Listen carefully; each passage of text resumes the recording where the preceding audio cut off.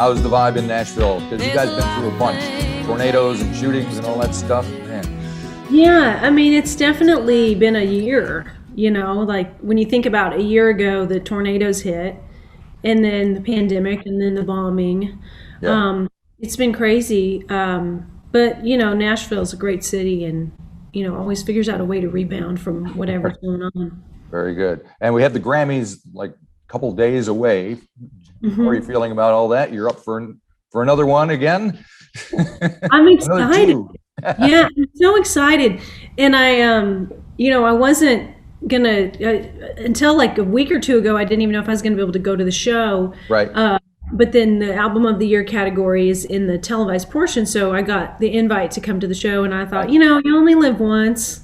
I'm going. So I did a COVID test this morning, and then I have to do another one in 2 days, and stay really pretty quarantined, which I've been doing anyway. So I'm excited to.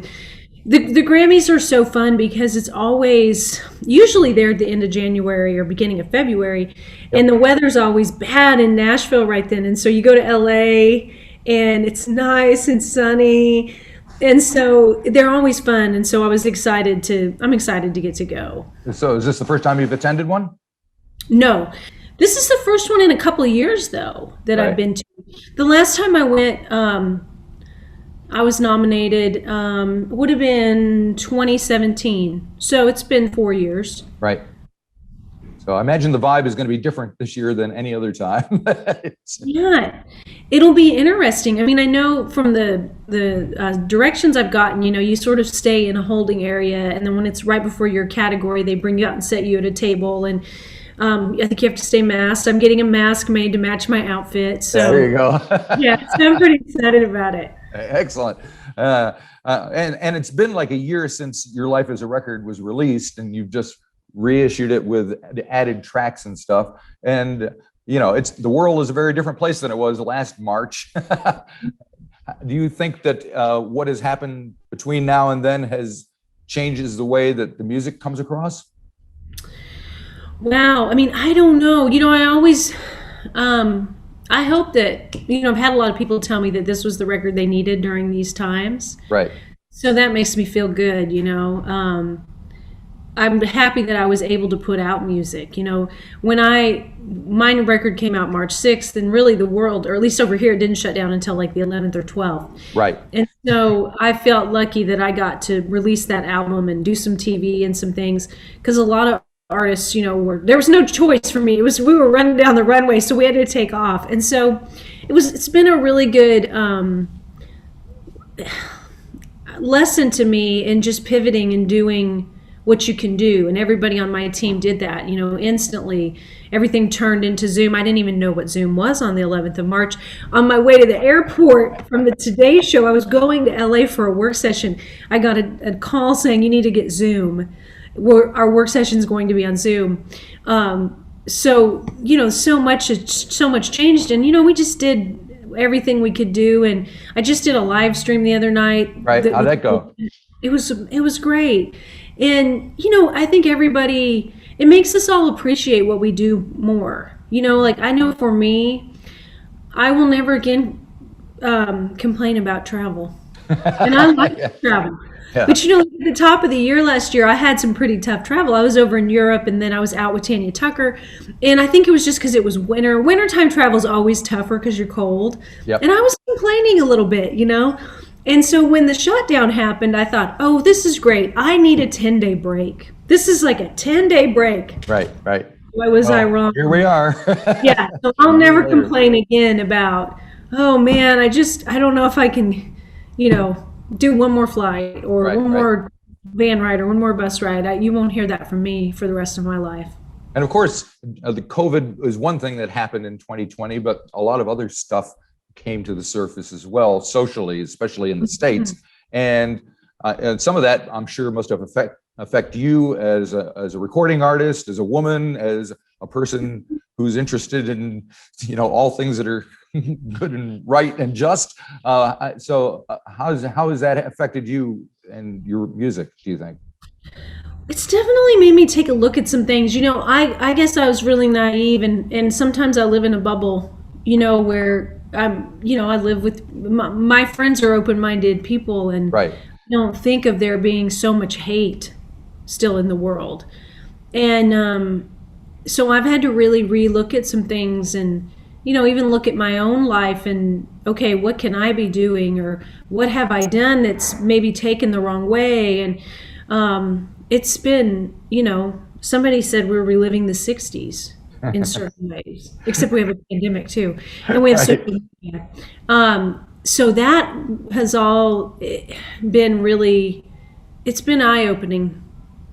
Yeah, definitely. And of course, there's always been a struggle with country radio and women getting airplay. Do you think with all the stuff that's going around that actually is going to change? I always hope for that to change. This record that I just made wasn't even really service to country radio. My previous record was. Right. But this record was so different. I knew that really wasn't where it would be embraced. We went down the Americana lane with it, and it was embraced there and got a lot of play on Americana, which is amazing. Yeah. I'm always hoping that country radio will play women, because that's where I got my music as a little girl. Right. So I wouldn't know artists like Patti Loveless had it not been for country radio. Yeah. But if it doesn't, women are getting out there in other ways. And, this younger generation, I don't think they care about radio at all. Like it's irrelevant, isn't it? Yeah. They're the playlist generation. Yeah, exactly. But then again, you got the problems with like Spotify, and they're not really taking care of the artists either. So it's one out of the frying pan into the fire kind of thing, I guess. Yeah. So while have you been working on creative stuff during the lockdown? I sure have. I'm somebody that needs to stay creative, and so I started Zoom writing. And I'm still mostly doing Zoom writing, but there are some like yesterday I wrote with two other people in person. I wrote with them in a mask. Right. And that's really nice to just be able to get together and create that way. Because the thing about Zoom, it's so amazing, but sometimes there's a latency with the music where there's a little delay. Right. And so it's nice to be in person to create that way. But I've done a lot on Zoom. And one of the songs, two of the songs were recorded over Zoom, Same Devil and Like Mine, for this deluxe version. And then Remember Me Beautiful was written over Zoom. Oh. So there's parts of this quarantine that are on this record, that wouldn't have been, I don't think, had we not been in this time. Yeah. Now, of course, you not only write for yourself, but others, and you've had multiple hits with multiple different artists. When you're writing, like you are now, are you thinking in terms of, oh, this is for me, or this is for someone else? Just depends on the day. Yesterday I was writing specifically for another artist. When I get in a room and just try to write a song, that can always be for me. I know pretty quickly if it is or it isn't. If it resonates with me, I kind of try to hang on to it for myself. But if it doesn't, I let it out in the world. And I'm a really big believer in songs find their way. Right. Okay. Now, you mentioned that there are some extra tracks that have been released on Your Life as a Record. So I was hoping we could touch on a couple of them. Well, the last one is a re-recording of The Past is the Past with Lindsey Buckingham playing and singing on it. How did that happen? This is where the past is the past, where the meant to be's ain't meant to last, where the maybe we can work it out turns into maybe we can't. This is where the memories we made start catching dust in a picture frame, where the hoping turns to knowing that there ain't no going back. So, he is really great friends with Lenny Warnaker, who's one of the A&R guys I'm lucky to work with at Warner. And he and Lindsey were at dinner, and they were just talking, and Lindsey asked him, "What are you excited about?" And Lenny said, "Well, I'm working with this girl now, Brandy Clark," and he played in Past is the Past, just the demo. And Lindsey really loved it and said, "Wow, I'd love to have a crack at recording that." And so he and I went in the studio and worked on it. And that was before Your Life as a Record was made. And I knew, when Jay and I started, Jay Joyce, who produced Your Life is a Record, when we started down the road we were on, I knew that wouldn't fit. Yeah. And but they, I remember the label saying, "Oh, there'll be a place for it." And then I kind of forgot about it. And then when this deluxe album came up, Lenny brought it up and said, "What if we get that mixed and put that on there? It might be something really cool for fans." And so I'm really glad that we were able to do it. Yeah, it's interesting because with him on it, and I don't know exactly what he did and how he contributed, but it suddenly sounds like a Fleetwood Mac track in the back of your head. You're going, "Oh yeah, this sounds really familiar." It does. Working with him on that song, that's the only thing we did. He's such a genius, and you really see just how much of that Fleetwood Mac sound he's responsible for. Yeah. Because he's just, man, the things that guy does in the studio are pretty amazing. Yeah. Well, he's been through a bunch this year as well. Have you spoken to him recently or talked? I haven't. I wish I could say we were friends, but we're not friends. But we just worked together that one time, and then that would and said goodbye. But I really loved him. Well, it sounds like they're making moves to get him back in the band again. So we'll see what happens. That would be a really smart move. I can tell you just from 2 days in the studio with him, you'd want him in your band. Yeah, definitely. Well, Neil Finn, who's kind of replaced him, lives right around the corner here. His studio is like, I can see it from here. So I have to see what he thinks about all that. But there you go. And do you have any memories of being here in Auckland? You played at the Tuning Fork with a couple other folks, didn't you? I loved being in Auckland. In fact, Auckland is it's really dear to me because my bass player and musical director now is from Auckland. Oh. And then a trainer I used to work out who I also love is also from Auckland, both here in Nashville. I loved Auckland. You know what I remember the coffee was really good, which always sticks with me because I love coffee. Right. Yeah. You guys have is it a long black? Long black, exactly. Yeah. Oh, yeah. That's what I loved. My poor parents came over here to visit, and they're American and of an older generation, and they had no idea what they should be asking for. It was very funny. We just want a cup of coffee. You know what else I remember is I said there was something about kiwis. Right. And I said, well, do they have kiwi plantations? And the guys that were driving me were just like, what did you just say? Wouldn't they just grow them on a big farm? And they were like, oh, you're talking about the fruit, We don't think about the fruit. We call ourselves Kiwis, or else the kiwi, the bird. They were talking about the bird. Yeah, they were talking about the birds. Yeah. Yeah. And because somebody else I talked to yesterday was talking about eating kiwis, and I was like, no, you can't do that. We don't eat our kiwis. And then I realized they're talking about the fruit. Very strange. Now, you have another track on there. It's kind of a double Brandy track. You got Brandy Carlisle on Same Devil. Can you tell me a little bit about how that came together? Same train, different track, different mama, same heart attack. Same bullet, different gun, different cross, same sun, same hell, different levels, different demons, same devil. So I love Brandy Carlisle, as do a lot of people, and I've toured with her some, never a big tour, but gone out and done, a couple runs with her. I've always wanted to do something more with her. And I thought it would be probably a tour, but then when the pandemic happened, we were talking about going back in and recording some songs, and the way the scheduling worked out, I always believe everything works out the way it's supposed to, but Jay Joyce couldn't do it because he was on some other projects, and by the time he could do it, it would be too late to meet the deadline. And so we started talking about, okay, well, who could produce these songs? And somebody on my team said, well, what about Brandy Carlisle?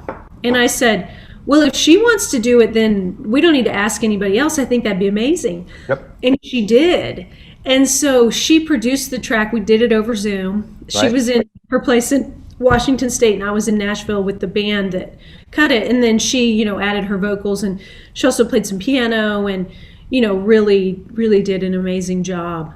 Mm-hmm. And so when you work together with somebody like that, whether it's in person or Zooming, I mean, what kind of interaction happens between the two artists? Do you talk much about the plan or what you're going to do, or you just kind of get to work on it?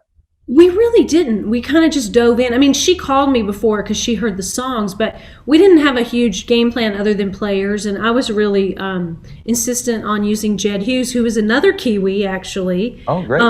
And having him play on it. And so he came in, and then her drummer, Chris Powell, I think is his name, and a couple other players. And so we just talked about players really before. And then, the great thing about working with her that's different than any other producer I've worked with is her voice is her primary instrument. And so she can talk to a singer the way most producers can talk to a guitarist or a bass player. Right. Like because most producers, or at least most of the producers I really love, are great musicians. And their primary instrument is really the way they speak. Mm-hmm. And so with Brandy, she's a great producer, and her primary instrument is her voice. So she can really speak to a singer and push me in a way that other producers haven't. And that was really an amazing thing. And then you can have her sing on it. That was pretty amazing. Well, that's always good. Totally. And did you think about where your voices fell together? I didn't, because she just fell in around me. So I didn't have to think about it. I was lucky that way. With the Grammys around the corner, what do you think is going to happen? What's it going to be like there? Who are you going to meet? Who are you going to talk to? Boy, that's such a great question. I don't know, because I have to tell you, this last week I ran into a couple different people that are in categories I'm in that are like, "Oh, you're going to the Grammys?" They're not going, Right. So I don't know who will be there. Now today, when I got COVID tested, the guy who came and did it said, "Oh, I've been testing a lot of Nashville people the last couple of days that are going out to the Grammys." So it's going to be a surprise. And, it's just going to be amazing in this time where there's so much worry. And like you said, there's been so much social unrest, and, people are dying and people are sick and can't work and all those things. It's going to be nice to be involved in something that kind of helps not only myself, but everybody there and everybody tuning in, maybe for escape all that for a little bit. Excellent. Well, good luck. We'll be rooting for you down here. Hopefully you can come down here and sing for us again sometime soon, because we'd love to see a full show on your own. It'd be great. I can't get back there soon enough. I loved Australia, New Zealand, Japan. I did all those. It was 2019, March and April. Yeah. So great. Okay, well, good luck, and thank you. Thank you. Bye-bye. Thank you. Bye.